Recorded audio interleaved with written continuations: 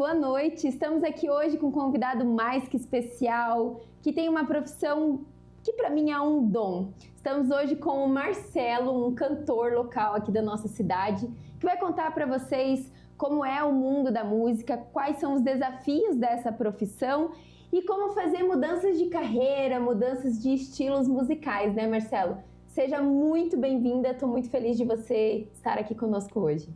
Eu que agradeço, fico muito lisonjeado com o convite, poder estar aqui, muito feliz.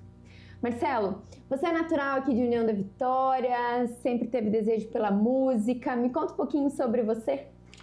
Sou natural daqui, a história da música começou bem cedo, assim, eu lembro de estar em casa vendo meu pai à noite tocando violão e eu devia ter, sei lá, uns 4, 5 anos, aquilo me fascinava, assim, tinha um fascínio de ficar vendo ele com o violão na mão.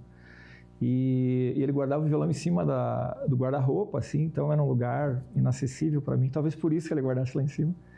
E por conta disso minha avó me deu um violão de presente, assim, que era menorzinho, com a ideia de que eu aprendesse a tocar, mas na verdade virou mais um brinquedo, eu colocava uma corda, andava pela casa com aquele violão pendurado. E foi mais ou menos por aí que começou o interesse pelos instrumentos que daí foram levando. Veio de família, sim? Sim, meu pai tocava. Em casa a gente ouvia muita música, sabe? Diferente do que eu acabei gostando mais tarde, né? Eu fui adolescente nos anos 90, assim. Eu lembro que era um período muito rico culturalmente, assim, né? Veio a MTV pro Brasil, então tinha os festivais, Rock in Rio, Hollywood Rock, e aí foi meio que automático eu tomar esse rumo, assim, começar a gostar de rock já desde cedo. Ah, entendi. Então temos um roqueiro aí. Temos sim. Eu gosto bastante mesmo. Adoro quando aqui na cidade tem alguma coisa rock and roll, um festivalzinho, uma coisinha na praça. Eu sempre tô lá. Legal. Mas eu tô lá. E, Marcelo, aí você cresceu, seu pai continuou sendo sua influência, como que você se profissionalizou na música? Então, eu lembro que eu devia ter uns 12 anos, mais ou menos, e eu comecei a me interessar pelo baixo. O violão virou só mesmo um brinquedo em casa, eu nunca realmente aprendi a tocar. E por conta do baixo, eu fui atrás, comprei o instrumento, fiz algumas aulas, assim. E começou aquela coisa de colégio, né? Monta uma bandinha para tocar no final do ano, tem alguma apresentação, alguma coisa assim. E foi ficando um pouco mais sério, assim, eu comecei a gostar mesmo da música e tô até hoje aí nessa brincadeira adolescente. E daí você foi estudar música? Eu sou meio autodidata, assim, eu tenho um certo fascínio mais pelos instrumentos, pela forma de tocar, um certo lance com a parte orgânica do instrumento, tal, de expressão mesmo, sabe? Não me considero músico erudito, assim, não tenho uma formação, assim, de ler partituras, eu admiro muito quem tem, mas não é minha praia. E aí montou banda na adolescência, começou a fazer show pela cidade? Olha, foi bem legal essa história. Eu lembro que eu tinha uma bandinha e a gente queria abrir o show de uma banda que já havia aqui na cidade, que era a banda 01. E eu lembro de ir na praça, assim, eu andava de skate na época e ver eles tocando, e tinha cartaz deles na cidade, assim, eu achava super legal a banda, né? E um dia eu fui atrás deles para ver se a minha banda podia abrir um show deles, né? E aí fui falando com um conto até que o que mandava na banda, né, cheguei até ele e era o baixista. Eu também sou baixista, na verdade. E aí, ficou naquela e acabou que não deu certo de abrir. E aí, cada banda que eu tentava não dava certo, não ia pra frente e tal. E cuidado com o que a gente sonha, né? Uma vez eu comentei com os amigos assim, cara, a única chance de dar certo aqui na cidade seria se eu fosse tocar no 01. Mas o líder da banda lá é o baixista, né? Então, não faz sentido o cara sair da banda e tal.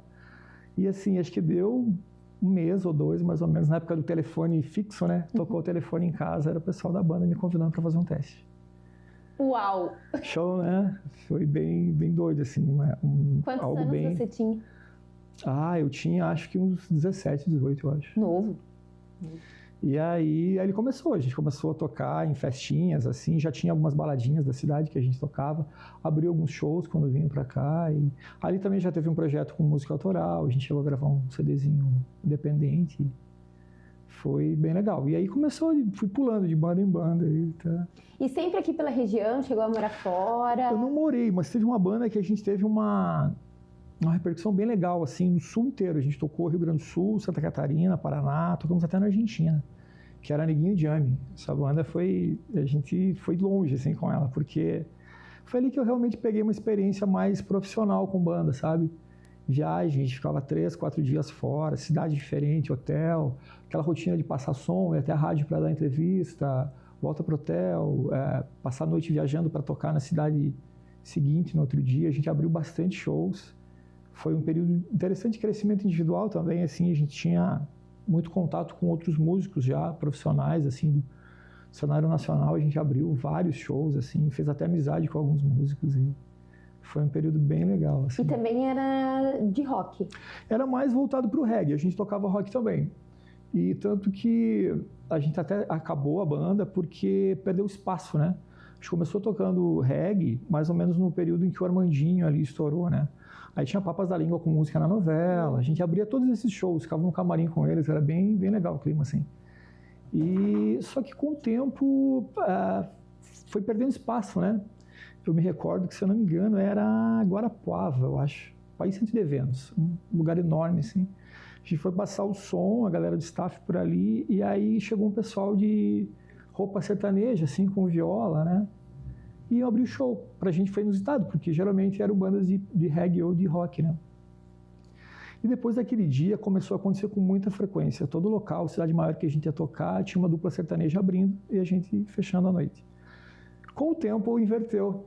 A gente começou a abrir, sertanejo tocar, e do dia para a noite ficou só sertanejo e sertanejo. Aí a gente perdeu espaço e a banda acabou. Nossa, isso que você falou faz total sentido, porque eu lembro dessa fase do Armandinho, Netroots, Shima Roots, Namastê, Festival de Reggae na Pedreira Paulo Leminski, o Rapa, né, que também tinha uma repercussão. Nossa, e agora eu tô aqui puxando minha memória, realmente foi uma onda, né? Foi. O Brasil tem isso, né? Tem algumas ondas, assim, algum determinado estilo faz sucesso em detrimento a outros, né? Infelizmente não... Hoje a gente tem até mais espaço pela internet e tal, mas tem os nichos, né? Só que geralmente a grande mídia tende a focar mais sempre em um estilo, né? É verdade. Faz muito sentido, porque a época que eu ia nesses shows, nesses festivais, assim, foi uma temporada, acho que de uns 5, 6 anos. E até o Rapa, né, se dissolveu, então acho que essa questão de identidade, de ir puxando, é bem isso que você falou. Infelizmente, parece que tem que escolher, né? Quando, na verdade, não faz sentido, Tem espaço para todo mundo, né? Tem. Nossa, eu escuto reggae até hoje. A última vez que eu vi a Armandinha tocar ao vivo foi em 2022, né? Então, assim, não faz tanto tempo. Acho que se rolasse um festivalzinho de reggae, provavelmente eu iria também. Então, eu vejo que tem espaço mesmo. Tem, mas hoje, como eu comentei, tem esse lance dos nichos, né? Se vier qualquer estilo, mesmo aqui na nossa cidade, que não é tão grande assim, comparado a outras cidades da região, né? Curitiba, Guarapuava, Cascavel. Mesmo que venha estilos... Eu lembro que até pouco tempo veio artistas tocar aqui que eu não conhecia. E encheu. Então, tem público, né? Só que não está tanto na mídia, né? Não está no alvo, assim. É verdade, é verdade. E, Marcelo, depois dessa banda que teve essa repercussão maior, você voltou mais para a União da Vitória e começou a fazer o quê daí? Eu dei uma parada. Parei com a música, fiquei um tempo... Eu lembro que foi até assim meio estratégico. Falei, vou parar, vendi meu equipamento e dei um tempo mesmo. Depois eu voltei e tentei fazer uma banda de projeto de banda mais focado em música autoral, né? Tanto que a gente tocava e até era chato, assim, a repercussão, porque o público, pelo menos na época, tinha uma tendência a gostar muito de cover. E eu toquei várias bandas de cover. E é legal fazer cover, é uma homenagem ao artista que você gosta, principalmente se você vive de música para trabalhar na noite, com isso é interessante você tocar cover. Mas artisticamente é legal você poder se expressar, né? Trazer suas letras, o que você pensa, qual a tua história através da música. E era um pouco frustrante, porque a gente tocava em alguns festivais, assim, e a gente geralmente estava no meio da programação, e as primeiras bandas tocavam cover, e o pessoal estava ali pela frente, curtindo, cantando junto. Aí a gente entrava, começava a tocar música autoral, né? Na primeira o pessoal não conhecia, ficava se olhando. Na segunda, na terceira, daqui a pouco a galera saía toda ali, a gente ficava tocando para as paredes. E daí vinha uma próxima banda tocando cover de novo e a casa enchia, sabe? Então isso era um pouco frustrante, assim. Mas a gente chegou a compor várias músicas e gravar e tudo, mas também ficou na gaveta, não foi para frente.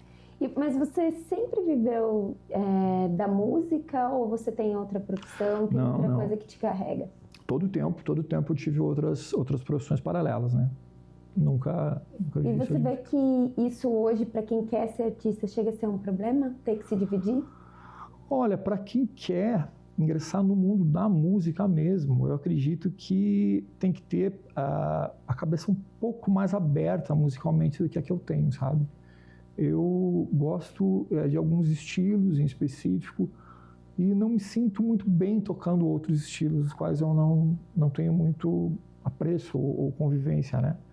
Então, para mim, é um pouco mais complicado. Sendo que, para alguns amigos meus, assim, eles tocam vários estilos com muita fluência, tocam super bem e conseguem viver de música porque em um determinado momento estão tocando numa banda sertaneja, depois vão para uma banda de rock, depois são num grupo de pagode. Tem essa flexibilidade musical, né? No meu caso, eu sou um pouco mais focado. Entendi. Estamos aqui com o Marcelo falando sobre o mundo da música, sobre mudança, sobre ser artista no país que a gente vive. A gente já viu que não é tão fácil assim, né, Marcelo? Verdade. E eu espero você no próximo bloco, tem muita coisa por aqui. Até! Oi, voltamos para o nosso segundo bloco e eu já te alerto. Agora a gente vai tocar em assuntos sensíveis. Marcelo, a gente já se confessou aqui nos bastidores que a gente gosta de um pop rock, gosta de um reggaezinho e que a gente vem sentindo falta desses estilos musicais em todos os lugares, em restaurante, em festivais, até mesmo shows desses segmentos musicais, a gente sente falta, né? E, enfim, conta pra gente, você que é da música, você acha que existe uma certa discriminação entre um ritmo e outro, entre esse sertanejo mais universitário e o rock and roll, ou todo mundo conversa com todo mundo, existe uma reciprocidade? Olha, eu acho que no mundo real, né, nas rodas de amizade, as pessoas elas são bem ecléticas, né? E não só entre elas, mas as pessoas em si, né? Normalmente a pessoa ouve rock, ouve pagode, ouve samba, ouve sertanejo. Tem várias pessoas que têm essa capacidade de transitar e ouvir vários estilos de música. Mas na distribuição das músicas, na produção musical, o Brasil ele é bem fechado para isso, né? A tendência é sempre ter um estilo dominante, em detrimento aos outros estilos, né? E nada contra, eu tenho vários amigos que tocam sertanejo e tal, mas a gente percebe que tem uma tendência ao populismo, né? As letras de refrão mais fácil, não vou dizer pouca cultura, assim, mas uma coisa um pouco mais mastigada, né? Mais direta, né? O rock sempre tem, principalmente no Brasil, uma tradição que vem ali dos anos 80, até dos anos 70, mas se difundiu mais nos anos 80, que são letras que te fazem pensar, refletir a respeito das questões políticas, sociais, existenciais, filosóficas, né? Te fazem um convite através das letras ali a você expandir um pouco tua mente, né? Pra você pensar sobre algumas questões do dia a dia. E essas músicas atuais, elas meio que fazem o oposto disso, né? Elas são um entretenimento mesmo, é para você rir, ficar repetindo uma frase ou duas o tempo inteiro. E musicalmente até eu acho que tem muita gente boa tocando assim os instrumentos de uma forma muito legal, mas o contexto assim, né, o que vem sendo dito nas letras é bem pobre hoje em dia, né? Nesse contexto, Marcelo, como a música é para ser uma manifestação, né? Então, por isso que a gente vê o rock nacional lá dos anos 80, dos anos 90 também, falando muito de sociedade, falando de política, como manifestos mesmo. E se a gente for olhar para as músicas de hoje, até para as músicas que pegam, existe uma futilidade nessas letras, né? Existe uma banalização da utilização da música como manifesto, né? Então, eu sou eclética, né? Se chegar na minha casa de manhã, eu tô escutando música mais espiritual, de tarde eu já tô escutando Creedence, conforme a coisa vai indo, eu posso terminar escutando AC/DC, sei lá, Fundo da Grota também vale, né? Mas às vezes quando cai numa música de modinha, eu não tenho essa paciência de escutar. E o que eu acho chato também é que a gente vai perdendo os clássicos, né? Quando você precisa de uma música boa, você tem que procurar lá atrás, né? Eu sou uma pessoa dos clássicos. Você me classificou. Eu sou dos clássicos. E assim, a gente não tem clássicos hoje, né? Daqui não. 20 anos, 30 anos, quais vão ser as músicas clássicas dessa época? Não tem, né? Não tem. Eu fico pensando assim, né? O que o meu filho vai ouvir aos 18 anos? Tá, não precisa ir aos 18. O que ele vai ouvir aos 14? Será que a gente consegue manter viva essa cultura do rock, do reggae, já que pelos canais de comunicação que a gente tem hoje, né? Pela internet, a gente quase não escuta mais. Mas eu acho assim que isso até, de certa forma, teoria da conspiração, mas eu acredito que, de certa forma, isso é meio que proposital, né? Ah, sim. Porque a gente percebe o nível de educação que é oferecido, né? Tudo que te faz pensar de certa forma, cerceado da população, né? Então, é só mais uma forma, né, de evitar que as pessoas pensem largar qualquer tipo de discurso obsoleto, fútil, que as pessoas se mantenham na futilidade, né? Esses dias eu estava... não lembro agora onde eu estava passando. Eu estava no sinaleiro, e parou do meu lado, assim, uma pessoa bem da minha idade, assim, bem ok. E de repente ligou o som alto, assim, e era um taca, taca, taca. E eu olhei assim, vai tacar onde, né? E ficou só isso a música, né? O semáforo inteiro ali. Resumindo, passou 3 semáforos, eu parei de novo no semáforo, e daí quem tava no taca, taca, era eu, né? Aquilo pega. Meu Deus. Eu falo para minha mulher, eu gosto de... Ela me pede para ir no mercado eventualmente, né? Eu sempre tento arrumar uma desculpa para não ir. Porque, cara, é horrível ir no mercado, tem que ir de fone. Porque eu entro o mais rápido possível, já fico pensando lá de fora onde é que tá, o que eu quero, em qual prateleira, para eu entrar e sair. E é inevitável, no caminho de volta para casa, eu tô cantando alguma música que eu ouvi. Às vezes eu brinquei com você aqui antes, né, que nem as minhas letras eu tenho dificuldade de decorar, né? Eu escrevo, vou cantar, eu não lembro da letra. Mas essas músicas que tocam hoje, cara, se escuta uma vez e sai cantando. É verdade. É incrível como eu também tenho uma facilidade. Eu escuto no carro do lado, eu tô...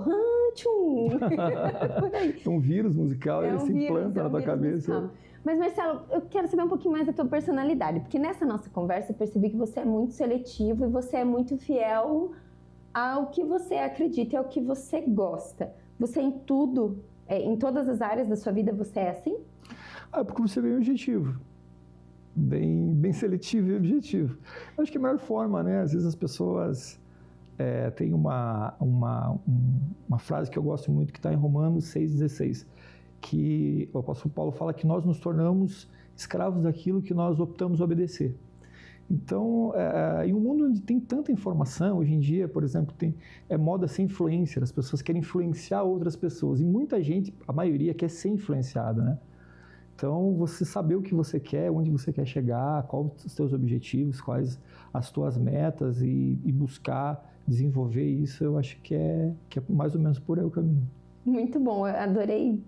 Desvio ir no mercado, e se vou no mercado vou de fone, foi ótimo. Foi uma declaração de personalidade, né? E na tua casa, todo mundo respeita esse Marcelo, assim? Ou no almoço de domingo alguém coloca Spotify Top 10, assim, para desafiar o Marcelo? Cara, o pessoal sabe que, embora eu não goste, eu sou tolerante. Então, assim, tem espaço para tudo. Eu almoço geralmente no domingo, na minha sogra tá tocando lá um gauchinho, alguma coisa, e vai tranquilo, não é algo que me incomode, assim, sabe?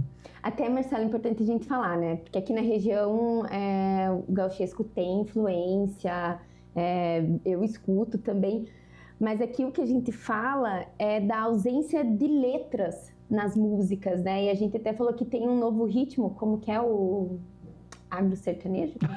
O agropop? Agropop, esse é o novo ritmo, né? E talvez esse seja o ritmo do momento, né? Você comentou ali das letras. O gaúcho, ele tem... tem músicas que são lindas ali, porque traz a tradição deles, traz um próprio dialeto do sul, assim. Então tem uma cara... Mas até isso está se perdendo, né? Porque você vê algumas músicas mais atuais, assim, já entraram nessa onda de fazer paródia. Então também já vem se perdendo. E isso do agro... a gente tende, né, alguma parte da sociedade e da mídia tende a ver o Brasil como uma colônia, né? Como um sertão enorme ali e foge um pouco da cultura urbana, né? Tanto que vem próprio na música sertaneja. Geralmente me perguntam, você gosta de música sertaneja? Não, eu gosto de música urbana, gosto da música da cidade, gosto da... Né? Então, tem isso, né? Esse rótulo, né? De identificar tudo ao agro, né? Faz bastante sentido isso. Até agora, a gente conversando, me veio uma situação.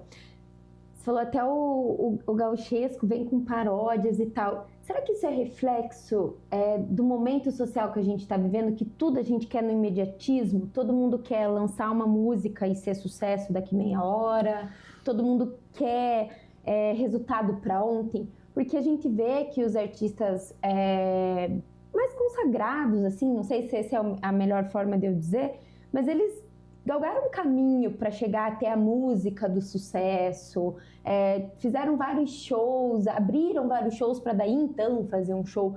E hoje me parece que todo mundo quer lançar alguma coisa e explodir na manhã seguinte, né? Será que isso é um reflexo, assim, da nossa sociedade, desse imediatismo? Mas... Olha, eu te diria que eu não acho, eu te diria que eu tenho certeza. Porque, assim, tudo hoje é muito instantâneo, é muito rápido. Então, até aparece muito para mim, assim, propagandas no Instagram, como bombar seu vídeo. Então, você tem que já chegar com impacto ali nas primeiras palavras, nos primeiros 6 segundos. Se passar de tantos segundos, a pessoa perde o interesse. Então, é uma coisa recíproca. Eu acho que é tanto da indústria, que faz com que a informação seja cada vez mais curta e mais rápida, e o nosso cérebro que vai se acostumando, assimilando essa velocidade e que torna algumas coisas descartáveis, né? Algo que poderia durar mais tempo. E você vê, né? Músicas, a gente comentou dos clássicos, algumas músicas duravam, sei lá, 6 meses, 1 ano nas paradas, assim, né? Hoje em dia uma música faz sucesso durante, sei lá, 2 semanas, 3 semanas. É bom que as ruins saem lá rápido. Por esse lado, interessante. Mas não dura mais que isso, né? Mas eu acredito que em tudo, assim, a tendência desses tempos é tudo ser cada vez mais rápido. Né? E nesse contexto, você acha que é difícil se manter com esse pensamento forte que você tem, de se manter num único estilo? Olha, eu acredito que existem nichos, como eu já comentei, né? Então, assim, tem público para tudo, tem pessoas que se interessam. Lógico, quem se interessa por um estilo não necessariamente não se interessa por outro, por várias coisas. Mas tem espaço, sabe? Só que no meio de tanta informação, eu lembro quando surgiu a internet, o discurso era assim, cara, agora tudo vai ficar mais acessível, todo mundo vai ter o seu espaço. Só que de tanto todo mundo ter o seu espaço, acaba que é um mar de informação que é difícil você chegar nas pessoas, né? Virou uma miscelânea, né? Exatamente. Quanto mais... e assim, o algoritmo te impõe o que é pago, o que gira mais. Então, muita coisa boa, muita coisa interessante fica perdida no meio, né, de tanta informação, né?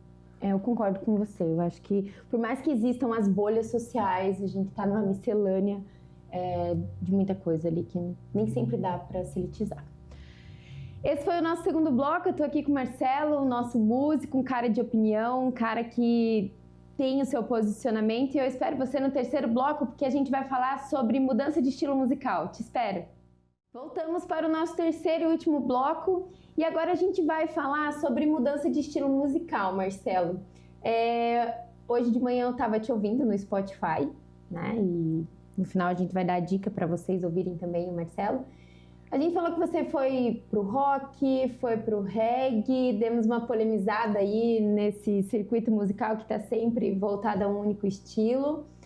E me conta, o que você vem trazendo hoje de novo?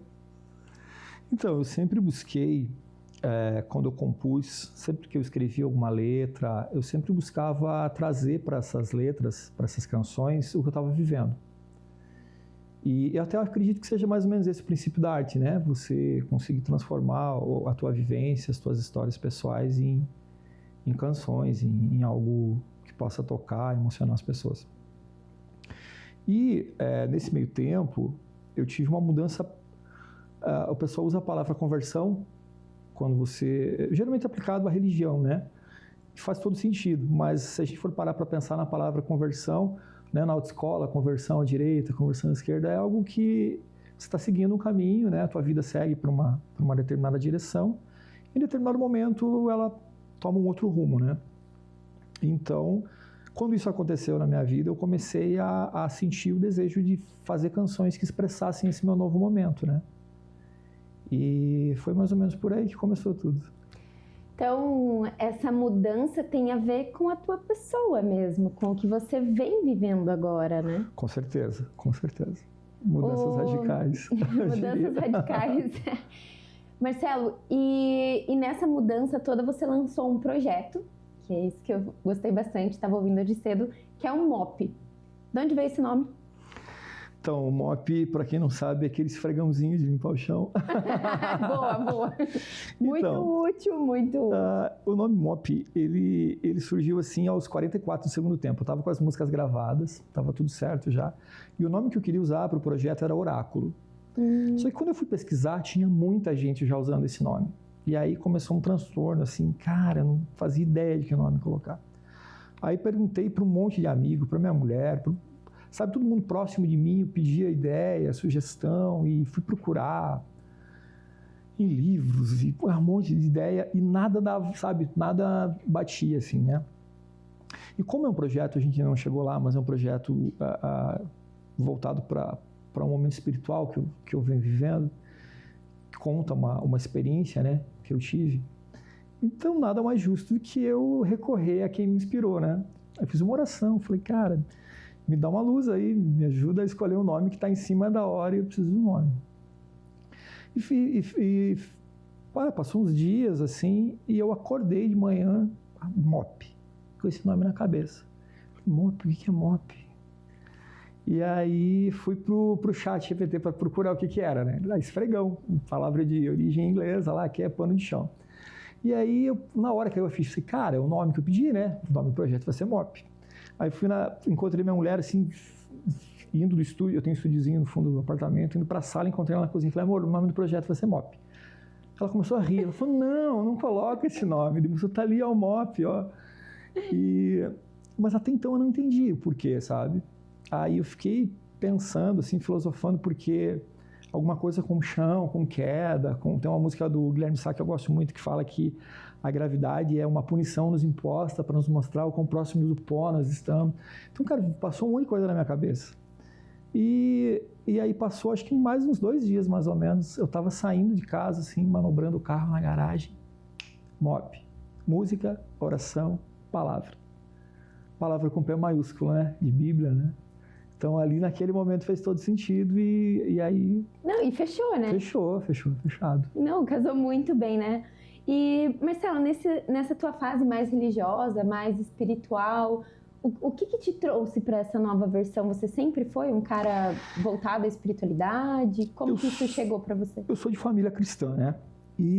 Só que assim, eu sempre frequentei igreja quando era moleque, depois tive um período que eu abandonei tudo, assim, mas sempre acreditando em Deus, que existia um Criador e que Ele tinha controle sobre as coisas e tal.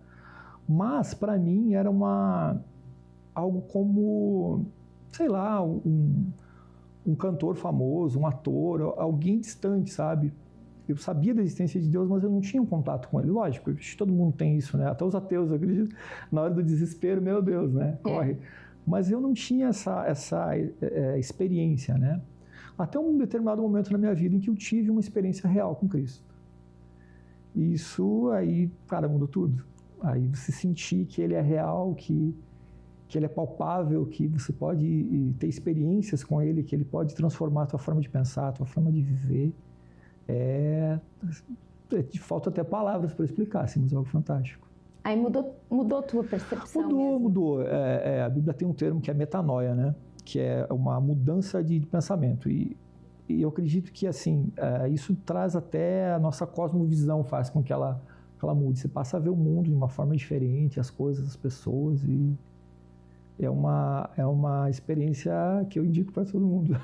Muito bom, muito bom. E você tem alguns hábitos que você tem adquirido depois dessa mudança? Essa tua, né, essa intimidade com Cristo, esse momento mais próximo? Os hábitos, na verdade, assim, o que acontece? A gente, além de adquirir alguns, acaba deixando outros de lado, sabe? Mas eu acho que é uma adaptação normal, assim. A gente acaba percebendo que algumas coisas não têm mais tanta graça como tinha antigamente. E, por outro lado, a gente passa a ter uma sensação constante de presença, sabe? Que você não está sozinho, que você tem uma companhia com você a todo momento, que você pode recorrer, conversar, interagir. E isso muda no dia a dia, porque você acaba tendo alguns hábitos diferentes. Eu acredito que sejam mais saudáveis, né? Você passa a ter uma tranquilidade maior com as coisas. E, lógico, ninguém é perfeito, a gente sempre, né, às vezes cai em um momento de estresse, mas ajuda a ter uma calma, né, maior. Esse fundamento, né? Sim. É um alicerce, né? Que funciona bem. E aí, nesse novo projeto, todas as músicas são suas? Aonde que a gente encontra esse projeto? Então, aonde que as outras pessoas podem ouvir, assim como eu ouvi hoje de manhã e coloquei para casa toda? Então, eu compus essas músicas, foi bem interessante, que assim, eu decidi... Na verdade foi assim, a gente estava num pequeno grupo que acontece lá em casa, quinzenalmente, em algumas casas do pessoal da igreja. E no final do ano, a menina que estava liderando assim, a conversa, porque a gente troca ideia, lê a Bíblia, toca um louvor, conversa, come um lanchinho no final, assim, fica confraternizando ali.